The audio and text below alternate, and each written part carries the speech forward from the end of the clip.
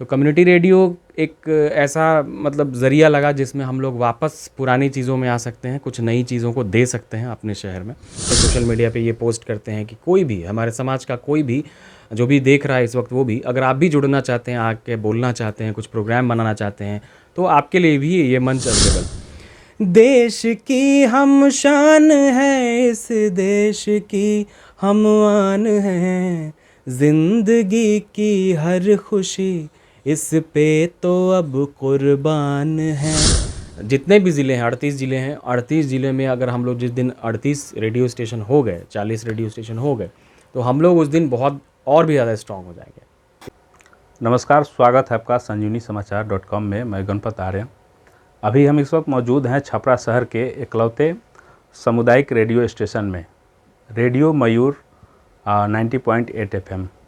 हमारे साथ खास बातचीत करने के लिए अभिषेक अरुण हैं, जो उस समय रेडियो की शुरुआत छपरा जैसे छोटे शहर में किए जब डिजिटल इंडिया का दौर शुरू हो रहा था, और दिल्ली में नौकरी छोड़ के छपरा जैसे छोटे शहर में रेडियो स्थापित किए और करीब 4 सालों से जो है रेडियो का संचालन कर रहे हैं। कैसा सफ़र रहा है, इस पर खास बातचीत करेंगे, और क्या इनका जो है रेडियो स्टेशन को स्थापित करने का क्या उद्देश्य रहा है।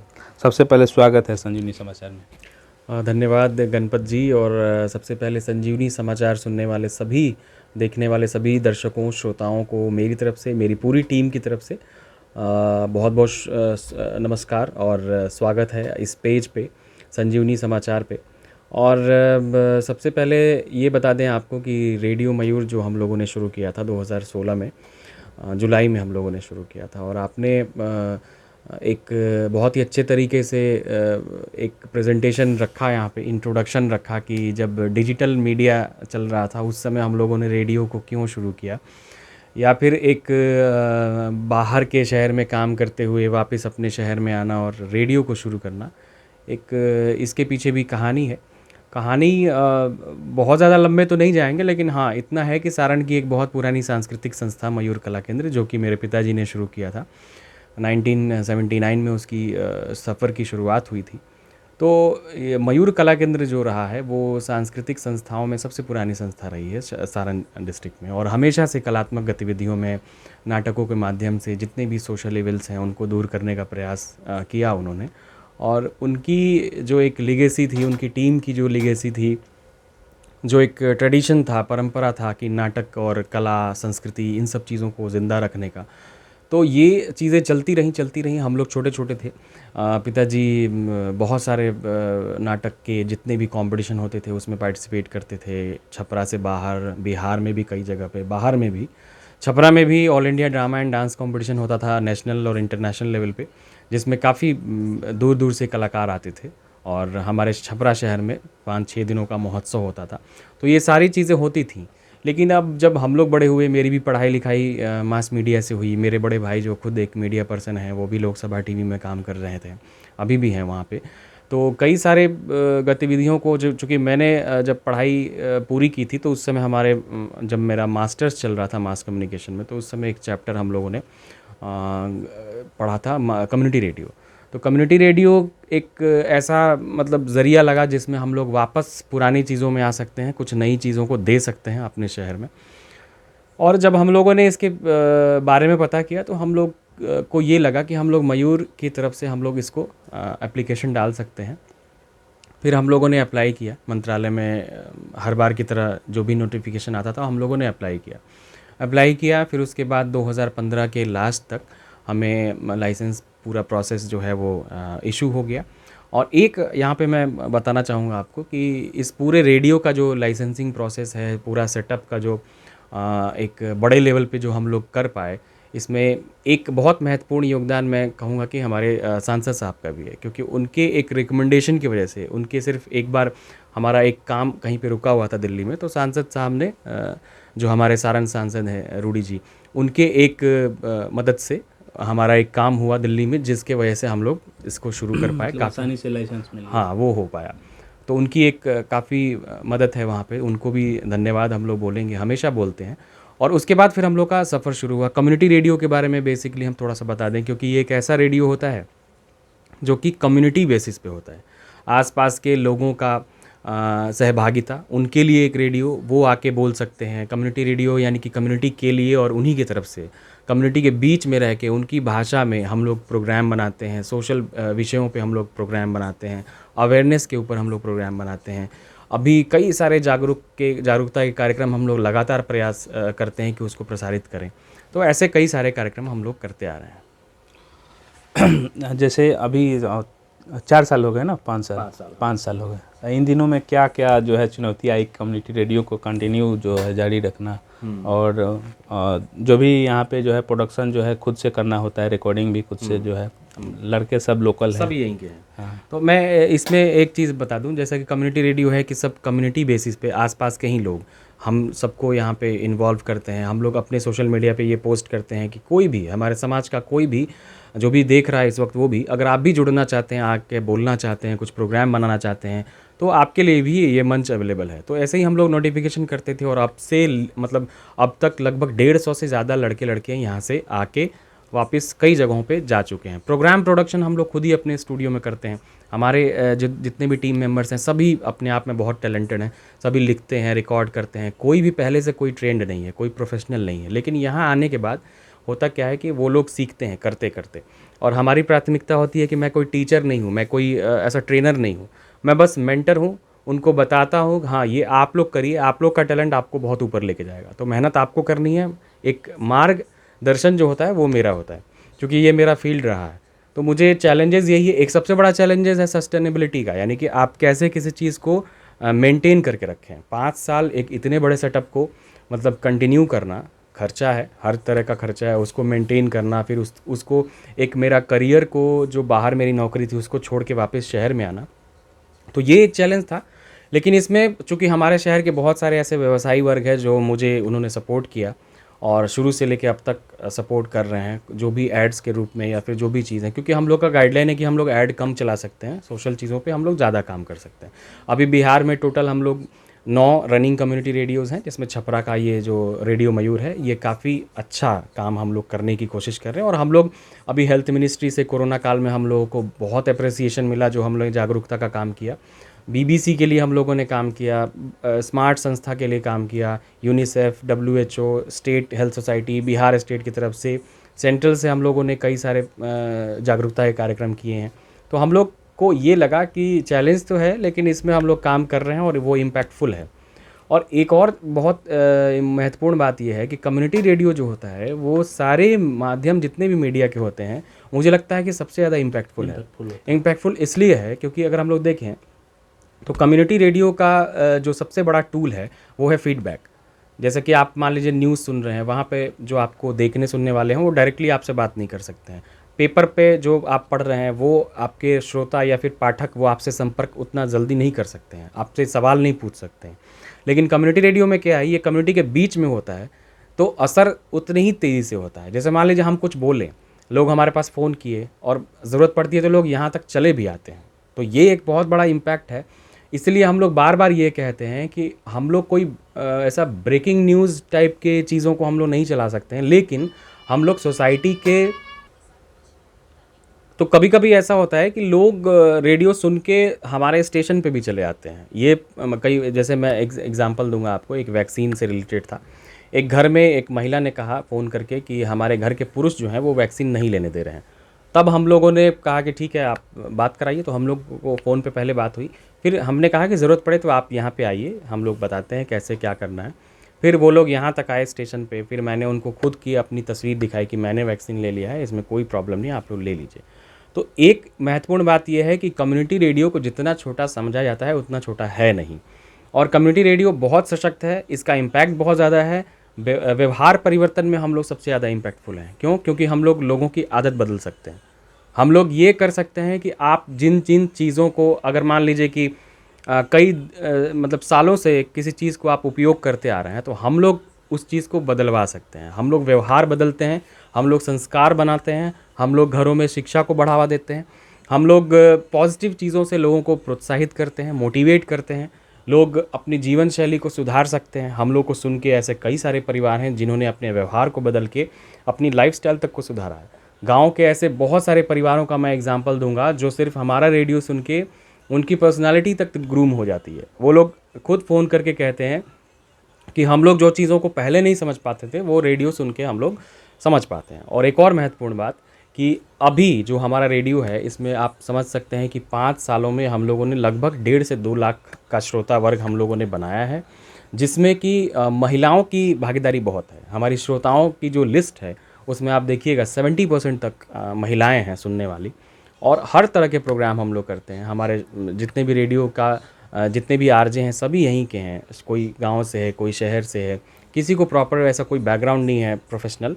सब कोई यहीं पे सीखता है, सब कोई यहीं पे करता है। हम लोग भी कोशिश रोज़ करते हैं। प्रोडक्शन हम लोग की अपनी होती है। एक नेचुरल चीज़ें हम लोग ज़्यादा डालते हैं, आम भाषा में जो बोलचाल में हम लोग यूज़ करते हैं उसको, ताकि सुनने वाले को लगे कि ये हमारे बीच की चीज़ है। तो ये सब चीज़ें होती हैं। भोजपुरी में भी प्रसारण हाँ, भोजपुरी में भी प्रसारण होता है। हमारे कई सारे प्रोग्राम्स के बीच में भोजपुरी, हम लोग 2 भाषा में, हिंदी और भोजपुरी यही हमारे यहाँ चलता है, तो हम लोग उसको उसी में प्रसारित करते हैं। हमारे यहाँ का एक काफ़ी फेमस प्रोग्राम रहा है आपन बोली आपन बात, जो कि हम लोग भोजपुरी में अश्लीलता के खिलाफ हम लोग एक मुहिम चलाते थे। तो खैर उसमें मैं और पुनीतेश्वर भैया बैठते थे और हम लोग बातें करते थे। पुनीत जी, अब उनकी थोड़ी सी तबीयत इधर गड़बड़ चल रही है तो वो अभी प्रोग्राम कुछ दिनों से होल्ड पे है, लेकिन हम लोग उसको दोबारा से हम लोग स्टार्ट करने वाले हैं। भोजपुरी के कई सारे फिलर्स होते हैं, जैसे मान लीजिए कि बीच बीच में कुछ 30-40 सेकंड का ऐसा कुछ एक्ट होता है जो भोजपुरी में होता है, वो हम लोग उसको डालते हैं। हिंदी भोजपुरी दोनों को मिला के हम लोग जो अपनी सांस्कृतिक चीज़ें हैं उसको परोसने का काम करते हैं। तो आप दिल्ली जैसे बड़े शहर में नौकरी करते थे और आपका जो है करियर भी जो है गीत संगीत और फिल्मी से जुड़ा हुआ है, और लगातार आप छपरा में रह के भी जो है हर साल नया कुछ करते हैं। तो अपने काम से कितना संतुष्ट हैं? देखिए, सबसे सवाल ये इम्पॉर्टेंट है कि आप कितने संतुष्ट हैं। इसका जवाब यही है कि जिस काम में आपको मन लगे, जिस काम को करने में आपको प्रेशर फील ना हो, अगर अब आप वो सक्सेसफुली करते हैं तो आप सक्सेसफुल हैं, आप संतुष्ट हैं। क्योंकि मेरे साथ क्या होता है, इस फील्ड का काम ऐसा है, जैसे आप भी इसी फील्ड में हैं, तो इस फील्ड का काम ऐसा है कि आपको अपने काम करने के समय कोई प्रेशर फील ना हो, आपको अपने काम करने के समय ऐसा टेंशन क्रिएट ना हो, तो आप संतुष्ट हैं। हाँ, थोड़ा बहुत जो है, जैसे जॉब की नौकरी की बात हुई, आज कंपटीशन बहुत सारा है, लेकिन रिस्क हम ही लोग को लेना पड़ेगा। मान लीजिए कि मेरी नौकरी थी दिल्ली में, बॉम्बे, मैं एड एजेंसी में था, मैं बॉम्बे में एज ए क्रिएटिव डायरेक्टर था। उस समय जब बॉम्बे में था तो मेरा स्टार प्लस जैसे ग्रुप में भी मैं जुड़ा था, वहाँ पे भी मेरी लास्ट नौकरी थी। मैंने ऑल इंडिया रेडियो के लिए कुछ प्रोजेक्ट्स किए थे। रेडियो मंत्रा रांची में मैं मतलब वहाँ पे काम किया। दिल्ली में एक एड एजेंसी था, वहाँ पे हम एड्स टीवी वगैरह के लिए हम लोग बनाते थे। तो कई सारे चीज़ों में लगता था कि बाहर के शहरों में बहुत सारी चीज़ें हैं, लेकिन कुछ जिम्मेदारियां या फिर कुछ अपना कनेक्शन या फिर आपका मन, कुछ ऐसी सिचुएशंस जो क्रिएट हो जाते हैं, उसकी वजह से आपको वापस आना पड़ता है। और लेकिन बहुत सारे लोग ये होते हैं कि अगर आ गए लेकिन अपने हिसाब से नहीं कर पाते हैं। तो हमने ये सोचा कि क्यों ना हम लोग यहाँ पे भी उस चीज़ों को क्रिएट करें। छपरा से बाहर अगर नहीं जा सकते हैं तो छपरा में रह के कुछ नई चीज़ें क्रिएट करें। हम लोगों ने पहली बार इवेंट कराया था जिसमें कि सारण फिल्म फेस्टिवल यहाँ पे हुआ था 2019 में। उसके पहले पुलिस प्रशासन के साथ कार्यक्रम होता है हर साल, जो कि सारण पुलिस सम्मान के नाम से जैसे हम लोगों ने एक शुरू किया था। उसके बाद कई सारे इवेंट्स, एक्टिविटी, हम लोग का सालाना इवेंट इस तरीके का भी चीज़ें होता है। डॉक्यूमेंट्री फिल्म्स वगैरह भी हम लोग बनाते हैं। म्यूज़िक वीडियो भी हम लोग हर साल छठ में लेके आते हैं। इस बार महाशिवरात्रि में आपको सुनने को मिलेगा। तो म्यूज़िक, आर्ट, सिनेमा, ये सब चीज़ से पर्सनली मैं जुड़ा हुआ हूँ और पर्सनली मुझे बहुत इंटरेस्ट है, क्योंकि ये मेरे इंटरेस्ट का चीज़ है। और इसमें ही हम लोग थोड़ा बहुत जो भी पैसे वैसे की बात है वो हम लोग मतलब उसको हम लोग अर्न कर लेते हैं, और जो चीज़ें नेसेसरी हैं वो चीज़ें हो जाती हैं। बाकी तो अपना शहर है, और बाहर में आप रहते हैं तो आपका पड़ोसी आपको नहीं पहचानता है, लेकिन यहाँ पे एटलीस्ट इस बात की संतुष्टि है कि आपको 10 लोग जानता है। जब आप घर से निकलते हैं तो आपसे लोग हाय हेलो करने के लिए बैठता है, लेकिन बाहर में ऐसा कुछ नहीं है। मैं यहाँ के लड़कों को यही कहता हूँ कि आप यहाँ पे रह के 5,000 कमाएं और दिल्ली रह के 15,000 कमाएं, तो बात वही होता है। क्योंकि वहाँ पे खर्चे वैसे हैं और वहाँ पे लाइफस्टाइल वैसा है। आप दिन भर दिल्ली में कहीं निकलते हैं तो डेली आपको 300 से 400 रुपये आपका खर्चा होगा। यहाँ पे अगर आप बाहर निकलेंगे तो हार्डली 50 से 60 रुपये खर्च होगा। हाँ, आज दुनिया ग्लोबल है, आप यहाँ पे बैठ के अमेरिका का प्रोजेक्ट कर सकते हैं, आप कोई भी प्रॉब्लम नहीं होगा। बस वैसा अप्रोच आपको रखना पड़ेगा, वैसा पैशन होना चाहिए कि हाँ हमको काम चाहिए। तो काम ढूंढने के लिए आपको छपरा में भी काम मिल जाएगा, बट वैसा अप्रोच, वैसा स्किल और वैसा आपका मतलब जुनून होना चाहिए। ऐसा नहीं कि हाँ, बहुत सारे लोग कहते हैं कि जब आप दिल्ली जाएंगे तभी सफल हो पाएंगे, जब आप बॉम्बे गए तभी सफल हो पाएंगे। ऐसा नहीं है। बहुत सारे जगहों पे जैसे हमारे यहाँ सरकारी नौकरी का ट्रेंड है कि सरकारी नौकरी अगर आपको है तभी आप सक्सेसफुल हैं। जैसे हमारे यहाँ कई सारे समाज में एक धारणा बनी हुई है, और यही सब वजह है जो दहेज कम नहीं होता है। क्योंकि दहेज जो प्रथा है वो कहीं ना कहीं थिंकिंग से जुड़ी हुई है। जैसे लड़की वालों को चाहिए सरकारी नौकरी, और सरकारी नौकरी जिनके पास है वो पैसा खोजते हैं, तो दहेज बंद कैसे होगा? मेंटेलिटी पहले वहीं से सुधारनी पड़ेगी। आप हम सबको मिल के एक स्टेप लेना पड़ेगा कि हम लोग यहीं पे कुछ ऐसा करें जो कि हम लोग को लोग बाहर से खोजें। आज अगर छपरा में रेडियो मयूर है और हमारे पास दिल्ली से प्रोजेक्ट्स आ रहे हैं, या फिर मुंबई से लोग अप्रोच कर रहे हैं कि बिहार में अगर है तो रेडियो मयूर को बोलो एक बार करने के लिए, तो ये कहीं ना कहीं आपकी मेहनत है, हमारे टीम की मेहनत है। हमारे टीम में एक एक लड़के लोग यहाँ पे निस्वार्थ भाव से, मतलब ये नहीं देखते हैं कि दिन है रात है, पैसे हैं कम है ज़्यादा है, कुछ नहीं, बस उनको मन है तो वो लग करते हैं और जुनून के साथ करते हैं। और अभी तक जितने भी लड़के लड़कियाँ निकले हैं, आज मुझे बहुत प्राउड फील होता है कि हमारे यहाँ के कुछ बच्चे जामिया मिलिया इस्लामिया में हैं, हमारे यहाँ के कुछ बच्चे IIMC में हैं, माखन लाल में हैं, हमारे यहाँ के बच्चे रेडियो मंत्रा में हैं, बिग FM में हैं। हमारे यहाँ जो प्रेजेंट में जो लड़के लड़कियाँ हैं, ये लोग भी बहुत हद तक बहुत अच्छा कर रहे हैं, और बाहर के लोगों से अप्रिसिएशन मिलता है तो और उम्मीद बढ़ जाती है कि हमारे लड़के और अच्छा करें। बाकी तो कम्युनिटी रेडियो का कंसेप्ट जो है बिहार में जो भी चल रहा है, हम लोग हमेशा ये चाहते हैं कि कम्युनिटी रेडियो को बढ़ावा मिले। जितने भी ज़िले हैं, 38 ज़िले हैं, 38 ज़िले में अगर हम लोग जिस दिन 38 रेडियो स्टेशन हो गए, 40 रेडियो स्टेशन हो गए, तो हम लोग उस दिन बहुत और भी ज़्यादा स्ट्रांग हो जाएंगे। तो ये चीज़ें हैं। और रेडियो के जो हम लोग अगर रेडियो मयूर सुनते हैं तो स्टार्टिंग में जो थीम सॉन्ग आता है वो आप ही की आवाज़ है, और उसको एक बार सुना दीजिए। वो एक्चुअली जब हम लोग रेडियो शुरू कर रहे थे तो एक सिग्नेचर ट्यून होता है, तो सिग्नेचर ट्यून के लिए हम लोगों ने बहुत अप्रोच किया कि कैसे क्या होगा, फिर हमने सोचा हम ही बनाते हैं। तो उसका लाइन है जैसे, हुई सुबह है उम्मीदों की, बदली जिंदगी, फूल खिले हैं आशाओं के, सब मिल के गाएंगे, खुशियाँ मनाएंगे, गम को करेंगे दूर, रेडियो रेडियो मयूर। ये हम लोगों का सिग्नेचर ट्यून है। तो ये मतलब ऐसा लगता था कि हाँ कुछ नया होना चाहिए और कुछ ऐसा फील आए कि हम लोग रेडियो पे हमेशा सुनने से भी आदमी इसको बोर ना हो, तो ये सिग्नेचर ट्यून है। और आपका संगीत से भी काफ़ी लगाव है, आपका करियर भी शुरुआत वहीं से हुई है। कई सारे गाने आपके जो है यूट्यूब पे हमने सुने हैं, तो कोई आपका फेवरेट सॉन्ग है जो सुना दीजिए, उसके बाद फिर टीम के लोगों से हम बात करें। जी, संगीत और अभिषेक अरुण, ये मैं इसमें दो चीज़ कहूँगा कि मैं अपनी लाइफ को दो फेज़ में देखता हूँ। पहला फेज़ है जब मैं छोटा था, छोटा अभिषेक अरुण, जिसको अब मास्टर अभिषेक अरुण लोग कहते थे एज अ चाइल्ड आर्टिस्ट। तो वो जब 3-4 साल की उम्र से लेके आप मान के चलिए क्लास 10 तक जब अभिषेक अरुण थे, तो हमारी एक अलग पहचान थी कि हम म्यूज़िकल बैकग्राउंड से हैं। उस समय जब हम लोग छपरा में म्यूज़िक कंपटीशन में पार्टिसिपेट करते थे, तो उसमें देवी आज बहुत बड़ी सिंगर हो चुकी हैं, शालिनी जो कि आज बहुत अच्छी प्रोफेसर है BHU में म्यूज़िक की, जो मेरे साथ थी, और अंशु दीदी वो हम लोगों से सीनियर थी। और उसके बाद कई सारे सीनियर लोग, प्रदीप भैया, गौतम भैया, मणिशंकर भैया, मेनन जी, बहुत सारे लोग यहाँ पे रहे। उसके बाद एक और चीज़ है कि छपरा में जितने भी म्यूज़िक से रिलेटेड जितने भी गुरुजी लोग रहे शुरू से लेकर अब तक, सबके सानिध्य में मुझे कुछ ना कुछ मिला और मुझसे कोई नहीं छूटा है। मुझे लगता है कि शुरू से आप देख लें तो अग्रवाल सर से लेके Jha sir, Jawahar sir, Ramnath Mishra sir, Pandit Ram Prakash Mishra ji, Agarwal sir, बहुत अग्रवाल सर तो मुझे याद है पहली बार मुझे उन्होंने एक सबसे पहले मैं कह सकता हूँ कि अग्रवाल सर ही लेके आए थे। और उसके बाद कई सारे लोग, जवाहर सर जो अब नहीं हैं, राजेश सर जो अभी तबला वादक हैं, उनकी फैमिली से मेरा बहुत अच्छा कनेक्शन रहा है शुरू से लेके। और बहुत सारे, ओम प्रकाश सर जो ब्रज किशोर में ये थे, लंगड़ू बाबा एक थे, उनके बेटे। तो छपरा में जितने भी म्यूज़िक से रिलेटेड लोग रहे हैं वो कहीं ना कहीं उनके सानिध्य में या फिर उनके साथ कहीं ना कहीं परफॉर्मेंसेस वगैरह में मैं शामिल रहा। तो वो एक अभिषेक अरुण दूसरे थे।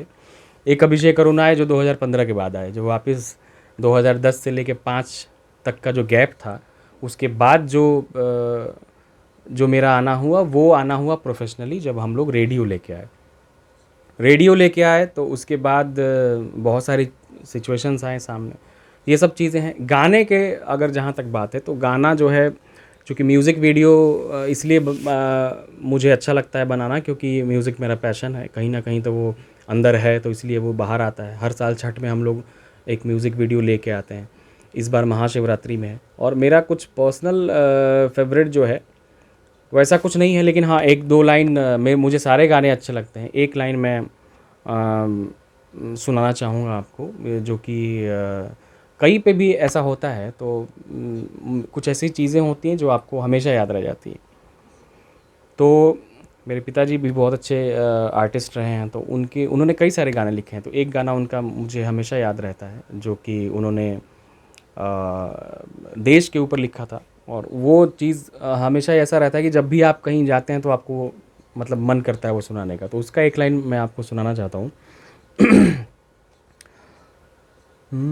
हमने देखा है नहीं अपना कभी उजड़ा चमन, कैसे तुमने कह दिया होगा मेरा टुकड़ा वतन, कैसे तुमने कह दिया होगा मेरा टुकड़ा वतन, हमने देखा है नहीं। देश की हम शान है, इस देश की हम आन हैं, जिंदगी की हर खुशी इस पे तो अब कुर्बान है, चढ़ के सूली पे किया आज़ाद ये अपना वतन, कैसे तुमने कह दिया होगा मेरा टुकड़ा वतन। ऐसे कई सारे गीत हैं जिन्होंने लिखे हैं उन्होंने। और मेरा भी बहुत सारा पर्सनल फेवरेट्स भी है, कई सारे गाने तो मैंने भी लिखे हैं। अभी आपको जितने भी छठ के गाने हैं वो सब मैंने ही लिखे हैं, कंपोज़ किया है। और अभी आपको महाशिवरात्रि पे भोले बाबा का भी भजन सुनने को मिलेगा। तो यही सब चीज़ें हैं। तो ये हमारे साथ रेडियो मयूर के चीफ ऑपरेटर अभिषेक अरुण जी थे। अभी हम इनके पूरे टीम से जानना चाहेंगे जो अपने आवाज़ को घर घर तक पहुंचाते हैं और उनकी आवाज़ आप रोज़ सुनते हैं। तो हमारे साथ अभी पूरे टीम के लोग हैं, उनसे भी बात करेंगे कि वो लोग कौन कौन से कार्यक्रम में आपको अपनी आवाज़ सुनाते हैं। और सबसे पहले हम आरजे रजत से बात करेंगे जो अपनी आवाज़ को घर घर तक रेडियो मयूर के माध्यम से पहुंचाते हैं। Thank you. सबसे पहले गणपत भैया आपको बहुत बहुत शुक्रिया। किस तरह से आप लोग जो है रेडियो मयूर से जुड़े और अब तक का सफ़र कैसा रहा? सबसे पहले तो एकदम बहुत ही मज़ेदार, बहुत ही अलहदा, बहुत ही औसम रहा सफ़र। और जहाँ तक जुड़ने की बात है तो ये एक इंसिडेंट है। मतलब अचानक से मैंने कहीं पे सुना रेडियो मयूर को और फिर मैंने सोचा यार हमको रेडियो पे बोलने का पहले ही बहुत शौक़ था। फिर मैं आया यहाँ पे और उसके बाद आके यहाँ पे जब मैंने शुरू करा सीखना कि कैसे बोलना है, क्या बोलना है, तो अभिषेक सर हमें ट्रेनिंग देते थे। और फिर एक टाइम के लिए मुझे लगा कि नहीं, हमसे नहीं हो पाएगा ये सब कुछ, लेकिन अभिषेक सर ने उस तरीके से एक लगा कि कोई अपना समझा रहा है और इतना प्यार मिला और इतने अच्छे तरीके से उन्होंने ट्रीट करा कि आज मैं यहाँ हूँ और शो भी करता हूँ। मेरा शो आता है इवनिंग एक्सप्रेस शाम को 7 बजे से 9 बजे तक का। तो क्या क्या उसमें बहुत सारे सेगमेंट होते हैं, जैसे कि सबसे पहले तो लोगों को हंसाते हंसाते बहुत सारी जानकारियाँ देते हैं, छपरा में क्या कुछ चल रहा है इसके बारे में बताते हैं। बहुत सारे सेगमेंट होते हैं जस्ट लाइक जैसे कि हमारे संविधान के बारे में बताना हो गया, हेल्थ टिप्स देना हो गया, और जंगल बुक में जैसे जानवरों के बारे में कि कौन सा जानवर, उनका व्यवहार क्या है और जो एनिमल्स हैं हमारे लिए कितने ज़रूरी हैं, इन सब टॉपिक पे हम लोग बातचीत करते हैं। यहाँ पे आने के बाद बहुत कुछ सीखने को मिला। बहुत कुछ, मैं कहूँगा कि ये मेरे लाइफ का एक टर्निंग पॉइंट है। और अगर रेडियो मयूर से निकला हुआ रजत आप देखोगे तो वो एक साधारण सा गांव का लड़का है। मैं बता दूं आपको कि मेरा घर जो है यहाँ से 25 किलोमीटर दूर है, एक गांव में, ठेठ गांव का रहने वाला हूँ मैं, और वहाँ से मैं यहाँ पे हूँ। तो वो रजत दूसरा है जो एक गांव का लड़का है, जो घूमता है, जो मस्ती करता है। और यहाँ का रजत थोड़ा सा प्रोफेशनल है, जो इन सब चीज़ों को समझता है और बहुत अच्छे से शो कर लेता है, लोग बातचीत करते हैं, तो ये अलग है। आरजे वाले आवाज़ में किस तरह से छपरा वाले को जो है बोलेंगे कुछ संजीवनी समाचार के माध्यम से? संजीवनी समाचार के माध्यम से सबसे पहले तो बोलेंगे कि आप इनके पेज को लाइक करें, शेयर, यही चाहिए ना आपको लाइक करें, शेयर करें और कमेंट भी कर दे एक प्यारा सा। Love you all. हमारे साथ एजे हाँ, स्वागत है संजीवनी समाचार में। स्वागत, आपका भी स्वागत है बहुत। और कितने सालों से जुड़े हैं? आज लगभग 5 साल होने जा रहे हैं। और आपको बता दूं कि जब मैं यहाँ पहली बार जुड़ा था, हम और रजत साथ में ही जुड़े थे। और पहले मैं रेडियो सुनता था, फिर सबका सपना होता है कि भाई वो रेडियो पर जुड़े, हम भी बोले, हमारे जैसे बहुत लोग बोलते हैं, हम भी बोले। और यही मैं आया, अभिषेक सर से मैंने बातें की, मैंने कहा कि सर मुझे भी बोलना है, हमें भी मौका दे। और लगभग मुझे मौका मिला और लगभग 3-4 दिन 5 दिन तक मैं बोलता रहा। फिर मुझे ऐसा एहसास हुआ कि नहीं, मुझे नहीं बोलना है। अंदर से काफ़ी घबराहट होती थी, लेकिन करते करते देखिए वो 5 दिन आज 5 साल में कैसे बदल गए पता ही नहीं चला। क्या अच्छा कौन लगता कौन सा शो आता है आपका? मेरा तो शो सुबह आता है, मॉर्निंग पंच, और शाम के 4 बजे मयूर मस्ती, जहाँ पे ढेर सारी मस्तियाँ होती हैं और ढेर सारी जानकारियाँ भी होती हैं। लोगों को काफ़ी अच्छा लगता है। उनकी फरमाइश के गीत भी हम बजाते हैं शाम 4 से 5, कॉल आते हैं बहुत सारे। बहुत सारे। अभी आरती है हमारे साथ, रेडियो मयूर में कितने दिनों से जुड़ी हुई है? जी, मुझे भी 5 साल से ज़्यादा ही हो गया लगभग रेडियो मयूर से जुड़े हुए। और मुझे भी बहुत अच्छा लगता है यहाँ पर। मेरा भी सफ़र बहुत ही बेहतर रहा और मैंने कभी सोचा नहीं था कि मैं यहाँ पे जुड़ूंगी और सभी के साथ अपने इन्फॉर्मेशंस, अपनी जानकारियाँ जो है वो शेयर कर पाऊँगी। बट पिछले 5 सालों से मैं ये काम कर रही हूँ। जब मैं यहाँ आई थी तो सर से मिली थी और सर ने कहा था कि आपके पास जो भी इन्फॉर्मेशन है आप शेयर करना चाहती है तो कर सकती हैं। देन मैं एज़ अ वॉलंटियर यहाँ पे जुड़ी और जो भी इन्फॉर्मेशंस मैंने सबसे पहले, जो आप सभी को याद होगा, जो भी लिसनर्स हैं हमारे, वो सुनना ज़रूरी है, मैंने करना शुरू किया था। हमारा एक प्रोग्राम आता है और उसमें मैंने लाल बहादुर शास्त्री जी के बारे में लिख के लाया था। तो सर को अच्छा लगा, सर ने बोला ठीक है इसको हम लोग रिकॉर्ड करते हैं। फिर वो रिकॉर्डिंग हुआ और उसके बाद सुनना ज़रूरी है का सफ़र जारी हुआ और उसके बाद मैंने बहुत सारे प्रोग्राम्स किए। देन आफ्टर कई ऐसे शोज़ हमारे लिसनर्स मेरी आवाज़ में सुनते हैं, लाइक मयूर आपके सितारे या फिर सारा आसमान हमारा है, रिसेंटली हम लोग कर रहे हैं। तो ये सब, और साथ में दोपहर गपशप में भी हम लोग जुड़ते हैं। तो हम अपने रेडियो के माध्यम से हम सभी जो हमारे लिसनर्स होते हैं छपरा के, उन सभी को बेसिक इन्फॉर्मेशंस, कुछ अच्छी जानकारियाँ देना चाहते हैं, पॉजिटिव इन्फॉर्मेशन देना चाहते हैं ताकि वो लोग सुने, समझें और आगे बढ़े। ये हमारे साथ पूरी रेडियो मयूर की टीम थी और सामुदायिक रेडियो के माध्यम से सारण के लोगों के जो है यह पूरी टीम जो है आवाज़ बन रही है और तमाम जो पॉजिटिव बातें हैं और सरकार की जो योजनाएं हैं उसको जो है घर घर पहुंचाने का काम कर रहे हैं।